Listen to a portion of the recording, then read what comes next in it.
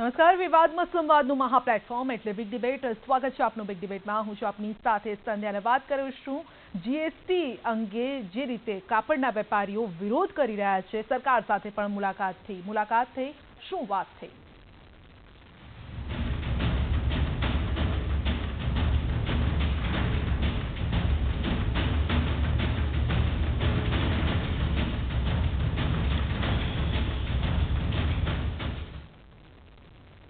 તો વેપારીઓને લાગી રહ્યું છે કે જીએસટીની જાળમાં તે લોકો ફસાઈ ગયા છે અને આ મામલે જ સરકાર સાથે વાતચીત કરી હતી. નીતિનભાઈ પટેલ સાથે મુલાકાત કરી હતી. તો જીએસટી લાગુ થયા બાદ ખાસ કરી અને વેપારીઓમાં વિરોધનો વંટોળ જોવા મળી રહ્યો છે.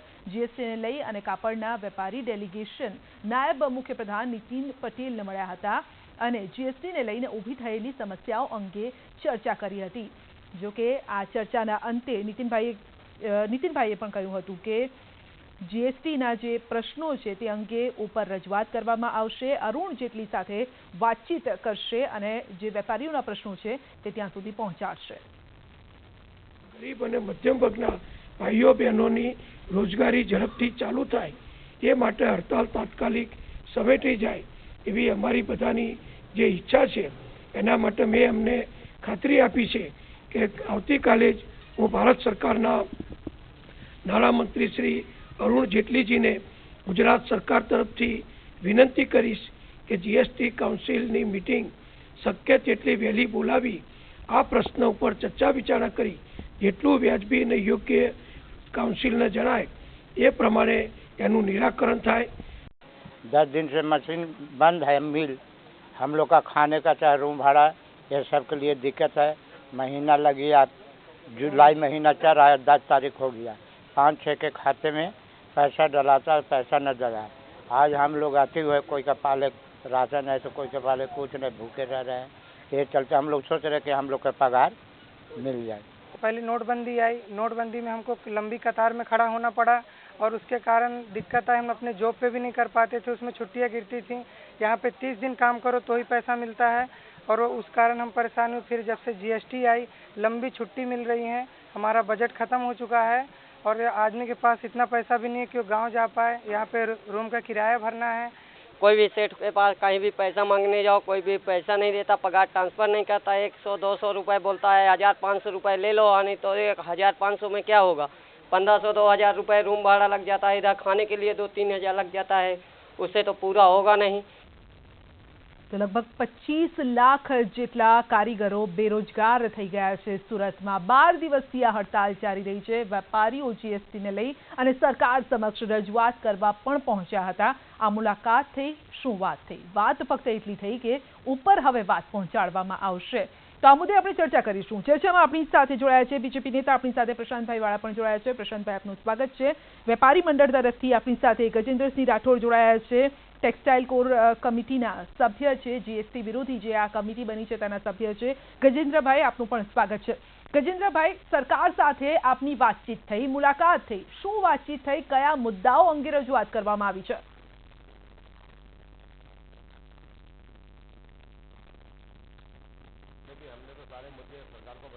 पहले भी हमारी मीटिंग हुई थी, उसके अंदर बता दिया गया था.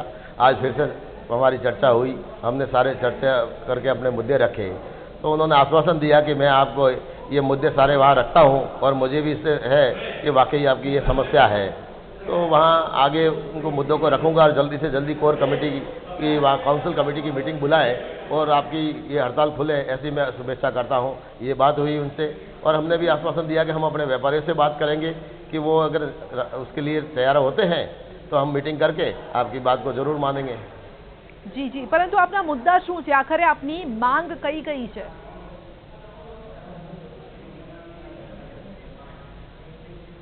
देखिए, हमारा तो मांग जो थी कि फैब्रिक्स के ऊपर में जीएसटी नहीं लगे, उसके पीछे बहुत सारे कारण थे. हमने सारे घटक बता दिया क्योंकि हमारा ये कपड़ा जो है 17-18 जगह जाके प्रोसेस होके तैयार होता है.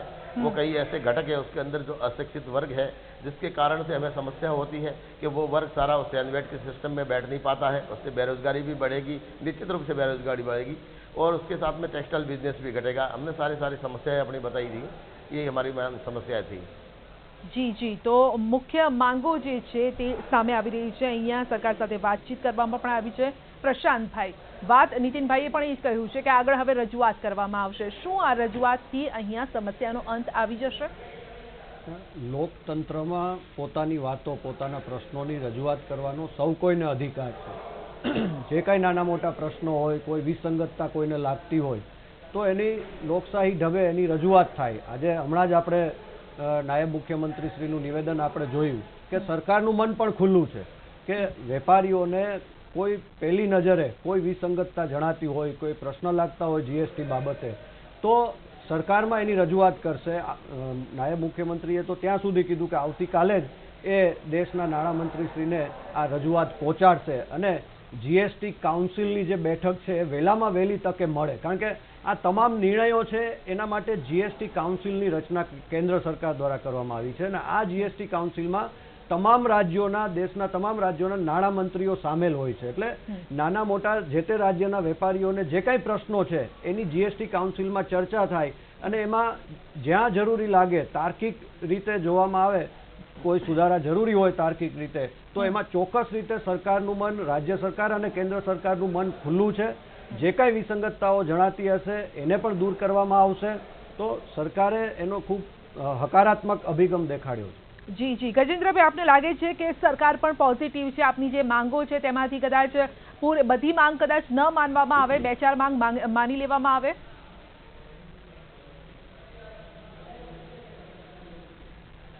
देखिए, हमने तो सीधी सिंपल सी मांग रखी थी.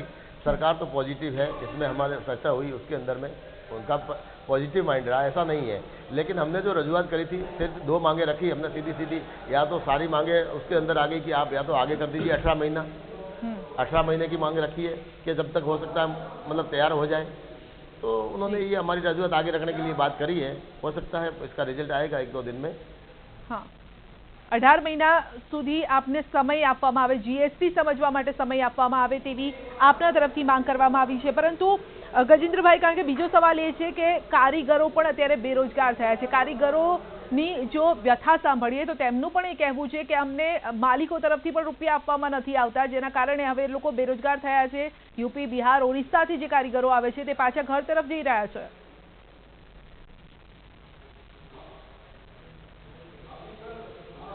जी ऐसा नहीं है. देखिए, हम लोगों को ट्रेडर्स के यहाँ जो भी सर्विस करते हैं हम लोगों ने उनको बंद करके फिर भी हमने सैलरी हम दे रहे हैं. हमने सैलरी कहीं भी उनकी जो है ऐसा नहीं कि सैलरी नहीं दी है, सैलरी दी है.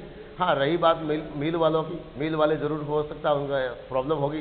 लेकिन सबसे बड़ी प्रॉब्लम जो है हमें भी ये समझ में आ रही है कि मजदूरों को तकलीफ हमें भी समझना है उनके प्रति. लेकिन सबसे बड़ी समस्या हमारे के साथ में भी ये है कि जो हमारे साथ ये मजदूर जुड़े हुए हैं, जो अनपढ़ है, जो शिक्षित नहीं है और वो इसके ऊपर वैल्यू एडेड का काम करते हैं, उनसे उनका भरण पोषण चलता है. उन लोगों की चिंता है कि वो सैंडविच के सिस्टम में नहीं आ बैठते हैं, इसलिए ये समस्या हो रही है. तो इसलिए हम लड़ाई लड़ रहे हैं. उनके लिए भी हम लड़ाई लड़ रहे हैं कि उनका रोजगार कैसे चलेगा. ये भी हमें चिंता सता रही है कि अगर ये जीएसटी लग जाती है तो वो उन लोगों से कौन काम कराएगा, क्योंकि वो रेट के सिस्टम में दायरे में आएंगे नहीं. वो एक आदमी 500 आदमी रखेगा और उनके नीचे नौकरी करेंगे. जो लोग जो है छोटे छोटे लोग जो जॉब करके अपना पेट भरते थे वो लोगों के लिए रोजगार छूट जाएगा. ये भी बहुत बड़ी चिंता है. इसलिए हम 2 लड़ाई लड़ रहे हैं. हम अपने लिए लड़ रहे हैं, स्वयं के लिए, प्लस हम उन मजदूरों के लिए लड़ रहे हैं जो इनके जॉब करते हैं छोटा छोटा काम करके, उनकी भी हम लड़ाई लड़ रहे हैं. જી, આપ કહો છો તો ખરા કે લડાઈ લડો છો.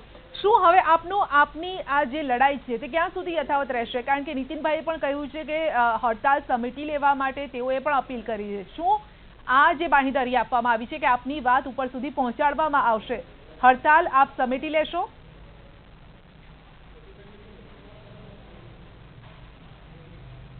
देखिए, मंत्री श्री ने निवेदन किया है, हमने भी उनका आग्रह किया था कि साहब हम वहाँ जाके अपने व्यापारियों से सबसे मीटिंग करके सर्व समिति से बात करेंगे. अगर सहमत होते हैं तो हम ज़रूर करेंगे.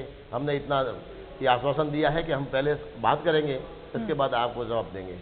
જી, પ્રશાંતભાઈ, કેવી રીતે આનો હલ આવી શકે જે રીતે માંગ કરી રહ્યા છે? કારણ કે મોટો સવાલ નાના કારીગરોનો પણ છે. તે લોકોને રોજીરોટી નથી મળી રહી, રૂપિયા પણ નથી મળી રહ્યા, મહિનાનો પગાર પણ ઘણા બધા કારીગરોને નથી મળ્યો. ચોક્કસ રીતે આનો ઉકેલ વાટાઘાટોથી જ આવે કે વેપારીઓને જ્યાં પણ વિસંગતતા જણાતી હોય તો એ વાટાઘાટો કરે અને એની રજૂઆત કરે અને સરકાર એ રજૂઆત છે કેન્દ્ર સરકાર સુધી પહોંચાડે અને એમાં કોઈ તાર્કિક સુધારા લાગતા હોય તો એ સુધારાઓ પણ કરવા માટે સરકાર તૈયાર છે. નહીં, પરંતુ વેપારીઓનું કહેવું છે કે 1.5 વર્ષ સુધી તેમના પર જીએસટી ન લગાવવામાં આવે, એટલો સમય આપવામાં આવે. આપને લાગે છે આ બહુ જ લાંબો સમયગાળો છે? પહેલી વસ્તુ તો જીએસટીની અમલવારી ઓલરેડી ચાલુ થઈ ચૂકી છે.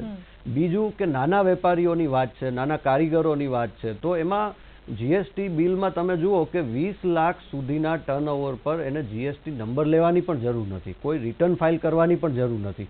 એટલે જે નાના કારીગરો છે, ખાસ કરીને સ્મોલ સ્કેલ એન્ડ મીડિયમ, આ લોકોને 20 લાખ સુધી તો કોઈ જીએસટી नंबर लेवानी पण कंपलसरी 20 लाख और 75 में कंपलसरी कर दिया है. हाँ, कहीं आपको जानकारी नहीं है. कंपलसरी है साहब, उनको भी नंबर लेना कंपलसरी है. अगर 0% भी होता तो भी जीएसटी नंबर लेना कंपलसरी है. भैया जीएसटी में नंबर लेना. और दूसरी चीज आपको बता दूं, अगर आपने नंबर ले भी लिया, कपड़े के ऊपर आज तक नहीं लगा हुआ था. गजेंद्र जी, अगर आपने नंबर ले भी लिया तो भी अगर आपका टर्नओवर 20 लाख नहीं करता है तो उसका रिटर्न फाइल करने की जरूरत नहीं है. नंबर लेवाથી શું વાંધો છે ગજેન્દ્રભાઈ? કારણ કે 20 લાખ સુધીની એક बातों पर नंबर लेना जरूरत है. નંબર લેવાથી કશું નથી થતું. 20 લાખ સુધીનું 20 લાખથી તમારું ટર્નઓવર જો ક્રોસ થાય તો જ એને જીએસટી લાગુ પડે છે, પહેલી વસ્તુ. એટલે એમાં કોઈ ગભરાવાની જરૂર નથી. બીજું કે નાના વેપારીઓને જે પ્રશ્ન હતો કે ભાઈ ઇન્ટરનેટની જરૂરિયાત, કોમ્પ્યુટરની જરૂરિયાત, તો એમાં પણ કેન્દ્ર સરકારે સ્પષ્ટતા કરી છે કે ભાઈ એમાં કન્ટિન્યુઅસ ઇન્ટરનેટની જરૂરિયાત નથી. મહિનામાં એક જ વખત તમે અપલોડ કરી શકો છો, મેન્યુઅલી બિલ પણ બનાવી શકો છો. એટલે એકદમ સરળ પ્રક્રિયા કરવામાં આવી છે. અને તેમ છતાં પણ શરૂઆત છે, આ ટીથિંગ પ્રોબ્લેમ હોઈ શકે કે શરૂઆત કોઈ પણ નવો સુધારો હોય. આજે તમે જુઓ કે આઝાદી પછી આજે દેશના કર માળખામાં આઝાદી પછીનો 70 વર્ષ પછીનો સૌથી મોટો આ કર સુધારો છે. તો ચોક્કસ રીતે ભારતનું આવડું મોટું અર્થતંત્ર હોય તો એને લાગુ કરવામાં શરૂઆતમાં થોડા ઘણા પ્રોબ્લેમ થાય. એ આપણે સ્વીકારીએ. बाद से अभी तक कपड़े के ऊपर कोई टैक्स नहीं था. आपने कपड़े के ऊपर टैक्स क्यों लगाया? नहीं तो गजेंद्रभाई, सवाल પણ એટલા માટે વેપારીઓ પર આ સવાલ એટલા માટે થઈ રહ્યો છે કે હવે કરના દાયરામાં આપ આવી ગયા છે માટે હવે આપને પ્રોબ્લેમ થઈ રહ્યો છે. कपड़े के ऊपर टैक्स लगाने की कहाँ जरूरत पड़ी? જી જી, આખરે નિવેડો શું આવશે? શું વેપારીઓ તેમની હડતાલ સમેટી લેશે? હજી પણ આ મામલો પેચીદો જ દેખાઈ રહ્યો છે. આ અંગે આપણે વધુ વિસ્તારથી ચર્ચા કરીશું. આપણી સાથે અશોકભાઈ જીરાવાલા પણ જોડાયા છે, નેતા કોંગ્રેસ. અશોકભાઈ, આપનું સ્વાગત છે. આખરે વેપારીઓનો પ્રશ્ન શું છે? કારણ કે છેલ્લા ઘણા સમયથી આપના નિવેદન પણ અમે સાંભળી રહ્યા છે. હવે વેપારીઓ ક્યાં જઈને અટકશે? જો સરકાર આપની માંગ ન માને તો પછી વેપારીઓનું સ્ટેપ શું હશે?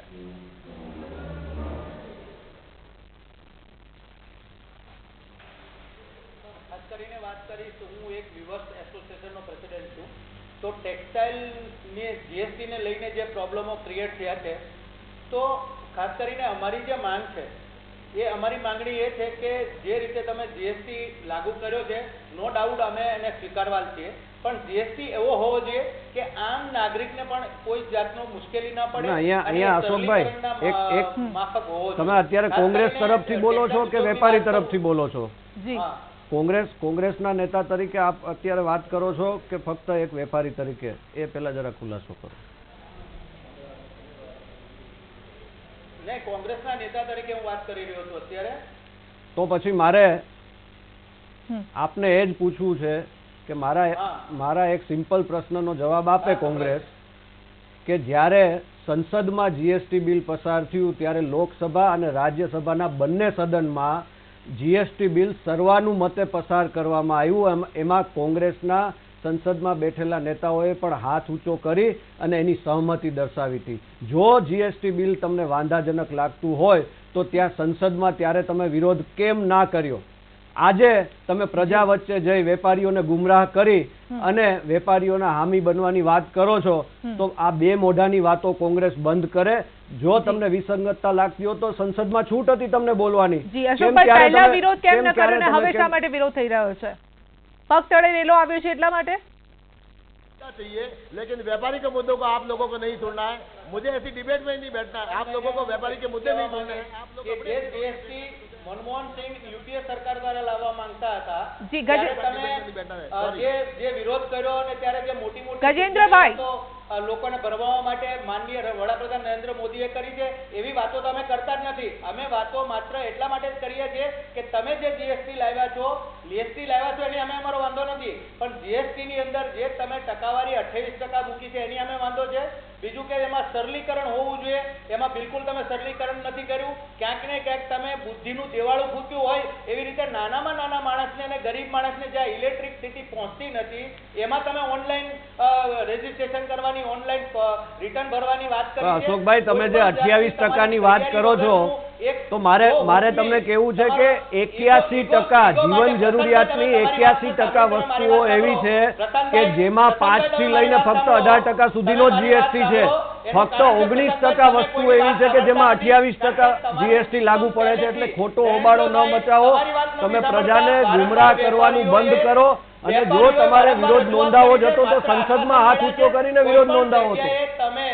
આજે કોંગ્રેસ પાસે કોઈ મુદ્દા નથી, કોઈ દિશા નથી, એટલે એ ગુજરાતની શાંતિને ડોળવાનો તમે પ્રયત્ન કરો છો, વેપારીઓને ઉકસાવો છો. અમે વેપારીઓ સાથે આજે પણ બેસવા માટે તૈયાર છીએ. આજે પણ એક મેરેથોન મીટિંગ થઈ. એક વારાફરતી બોલીએ છીએ. આમ નાગરિક કે આમ માણસ પોતાની રોજીરોટી કમાય એમાં તમને રસ નથી. નહીં, પણ આખરે વાંધો ક્યાં છે અશોકભાઈ? આખરે વાંધો ક્યાં છે? જીએસટી માં સમજ નથી પડતી કે પછી વેપારીઓને પગ તળે હવે રેલો આવ્યો છે? જે કાપડના વેપારીઓ અત્યાર સુધી ટેક્સ નતા ભરતા ને એમને ભરવો પડશે. ના નહીં, વેપારીઓને ચોર ગણવાની વાત જે ભારતીય જનતા પાર્ટી કરી રહી છે એ ભૂલ કરી રહી છે. કારણ કે એ જ વેપારીઓ તમને માથે બેહારીને સત્તાના સ્થાને બેસાડ્યા છે. આજે તમે એ વેપારીઓને ચોર ગણવા માંગો છો, જે વેપારીઓ કરોડો લાખો નું. પણ આમાં ચોરીની વાત જ ક્યાં આવી છે અશોકભાઈ? ચોરીની તો વાત જ નથી, ટ્રાન્સપરન્સીની વાત આપે છે એને તમે ચોર કહેવા માંગો છો? અમારું જીએસટી અશોકભાઈ, વેપારીઓને અમે પૂરતું સન્માન આપીએ છીએ. અમે વેપારીની સાથે છે. વેપારીઓ કોંગ્રેસને ચોર સમજે છે. વેપારીઓને ખબર છે, દેશની જનતાને ખબર છે કે કોંગ્રેસે ચોર બની અને છેલ્લા 10 વર્ષથી કેન્દ્રની સરકારનો ખજાનો તમે લૂંટ્યો છે. એટલે કોંગ્રેસ ચોર છે. અમે વેપારીઓ સાથે છીએ, વેપારીઓનું પૂરતું સન્માન કરીએ છીએ અને એટલા માટે માત્ર તમારો ઈગો હર્ટ કરીને આ દેશ ઉપર તમે જીએસટી ઠોકી બેસાડવા માંગો છો. એની સામે વેપારીઓને વાંધો છે, વેપારીઓને નહીં. પણ મારા ભાઈ પ્રશાંતભાઈ વાળા બેઠેલા છે, એમને પૂછવા માંગુ છું કે તમને ઓપનિંગ સ્ટોકમાં ખબર પડે છે? તમે ઓપનિંગ સ્ટોક કેવી રીતે લેવાનો તમને ખબર છે? એક ક્વોલિટી 10 રૂપિયામાં વેચાય છે, એક ક્વોલિટી 15 રૂપિયામાં એક ક્વોલિટી વેચાય છે. એનો ટેક્સ તમે કેવી રીતે લેવા માંગો છો એ તમે બતાવો. જી સરકાર, જી ઠીક છે અશોકભાઈ, ઠીક છે, ઓકે પ્રશાંતભાઈ, કારણ કે આ સવાલ વેપારીઓની આમ જનતાને પણ છે કે જીએસટી મામલે પૂરતી જાણકારી પણ નથી આપવામાં આવી સરકાર તરફથી અને થોપી બેસાડવામાં આવ્યું છે. જનતા પણ આ જ સવાલ પણ કરી રહી છે. એવું નથી, જીએસટી થોપી બેસાડવામાં નથી આવ્યું. છેલ્લા જાણકારી આપે જાણકારી આપી, જાગૃત કર્યા વેપારીઓને. 4 મહિનાથી એના માટે કોન્સ્ટન્ટ અવેરનેસ પ્રોગ્રામ ચાલે છે. ફક્ત જીએસટી ચાલે છે, અવેરનેસ પ્રોગ્રામ કેટલા છે? અવેરનેસ પ્રોગ્રામ ચાલે. છેલ્લા 3 દિવસથી તમે જુઓ તો તમામ ચેનલમાં, ખાસ કરીને કેન્દ્ર સરકારની ચેનલોમાં આના માટેના ક્લાસીસ ચાલુ થઈ ગયા છે. કેન્દ્ર સરકારે એના માટે હેલ્પરની નિમણૂક કરી છે. એટલે જીએસટી એકદમ સરળ છે, ફક્ત આપણી માનસિકતા હોવી જોઈએ એને સ્વીકારવા માટેની. બીજી જે ભાઈ વાત કરે છે તો જીએસટી લાગુ પડવાથી ખરેખર મોંઘવારીમાં ઘટાડો થવાનો છે. વેપારીઓ જે અત્યાર સુધી જે ટેક્સ ચોરી કરતા એ લોકોને ચોક્કસ રીતે તકલીફ થશે, કારણ કે આ પ્રમાણિકતાનું પર્વ છે. આજે સમગ્ર દેશમાં એક ટેક્સ વન નેશનનો જે આ કાયદો છે એ ભારતના અર્થતંત્રને નવી ઊંચાઈ ઉપર લઈ જવાનો છે. એમને લોકોની અંદર જવું જોઈએ, નાના ઉદ્યોગકાર પાસે જવું જોઈએ. જીએસટી કેવી રીતે તમે એને એપ્લાય કરશો, કેવી રીતે જીએસટી સમજી શકશો, એની માટેના અવેરનેસના પ્રોગ્રામો થવા જોઈએ. માત્ર જીએસટી ઠોકી દેવાથી પછી અવેરનેસ કરવાનો કોઈ મતલબ નથી. આજે એક પણ વેપારી કે આજે કોઈ પણ શોરૂમ વાળો ગાડીનો વેપાર કરતો હોય એને પણ ખબર નથી કે જીએસટી તમારે ત્યાંથી પ્રોડક્શન થવાનું કારનું ત્યાં આપવાનો છે કે અહીંયાથી શોરૂમ ઉપરથી એક શોરૂમ પરથી તમને ટેક્સ લાગવાનો છે. કશી પણ કોઈને ખબર નથી. આખો દેશ અત્યારે અંધારામાં રાચી રહ્યો છે. માત્ર જેવી રીતે તમે નોટબંધી, આખો દેશ અંધારામાં નથી અશોકભાઈ, આખો દેશ અંધારામાં નથી, કોંગ્રેસ અંધારામાં છે. તમે આટલા વર્ષો સુધી દેશનો ખજાનો લૂંટ્યો, તમને જીએસટીમાં તમારો મત રજૂ કરવા માટે 18 વખત નાણામંત્રીએ મીટિંગ બોલાવી, ત્યારે તમે કેમ વિરોધ ન નોંધાયો? આજે અવેરનેસ પ્રોગ્રામનો તમને ખ્યાલ નથી, બાકી નાનામાં નાના વેપારીને ખ્યાલ છે. એના માટે મોબાઈલ એપ્લિકેશન લોન્ચ કરવામાં આવી છે, ટીવીમાં સતત એના પ્રોગ્રામ થાય છે. પણ એ ક્યારે, પ્રશાંતભાઈ, સવાલ જ એ છે ને કે ક્યારે કરવામાં આવી? લાગુ કરાયો, છેલ્લા 4 મહિનાથી આના અવેરનેસ પ્રોગ્રામ નાનામાં નાના સ્તરે થયા છે. તમામ chamber of commerce, cell tax association, નાના પછી સીધો સવાલ. ઠીક છે અશોકભાઈ, એક મિનિટ મારો સવાલ પણ છે. કોંગ્રેસને આમાં પોતાના રાજકીય રોટલા શેકવા છે. એને કોંગ્રેસ પાસે અત્યારે બીજો કોઈ મુદ્દો નથી, એટલે એ વેપારીઓને ઢાલ બનાવી અને એ પોતાના રાજકીય રોટલા શેકવા માટેની જ ફક્ત આ વાત છે. બાકી વેપારીઓને જે કોઈ સેક્ટરના વેપારીઓને નાના મોટી જે કોઈ વિસંગતતા લાગતી હોય તો એના માટે સરકારનું મન ખુલ્લું છે. આજે નહીં, ભવિષ્યમાં પણ જે કાંઈ નાના મોટા તાર્કિક સુધારા વધારા કરવા પડે એ માટે કેન્દ્ર સરકાર અને રાજ્ય સરકાર તૈયાર જ છે. નહીં તો પછી જાગૃતિ માટે એ લોકો જાણકારી માટે સમય શા માટે માંગે છે? ઓલરેડી જીએસટી લાગુ દોઢ વર્ષનો સમય માંગી રહ્યા છે વેપારીઓ કે સમજવા માટે એમને સમય આપો. જીએસટી લાગુ થયો એને આજે 10 દિવસ ઓલરેડી થઈ ગયા છે અને 10 દિવસમાં તમે જુઓ તો બધાના વેપાર ધંધા ખૂબ સારી રીતે ચાલે છે. બધાએ બિલ બનાવવાનું પણ ચાલુ કરી દીધું છે. તમે સુરતમાં કેટલા વેપાર ધંધા ચાલે છે? સુરતમાં અશોકભાઈ કેટલા વેપાર ધંધા ચાલે છે? અવર થાય છે, પરંતુ ફક્ત સમજવું જ નહીં અને માત્ર ને માત્ર વિરોધ કરવો એ વાત ખોટી છે. ભિવંડીનો હોય, ઇન્સ્ટલ કરન્સીનો હોય, સુરતનો હોય કે સમગ્ર દેશનો વેપારી આજે ગુમરાહ થઈ રહ્યો છે. આજે વેપારીને ખબર નથી કે કઈ રીતે જીએસટી, માત્ર તમારે દુકાન નથી ચાલતી, તમે ખાલી ઈગો, તમારી સરકાર, તમારા વડાપ્રધાન આ દેશ ઉપર ઠોકી બેહારવા માટેનો જીએસટી છે.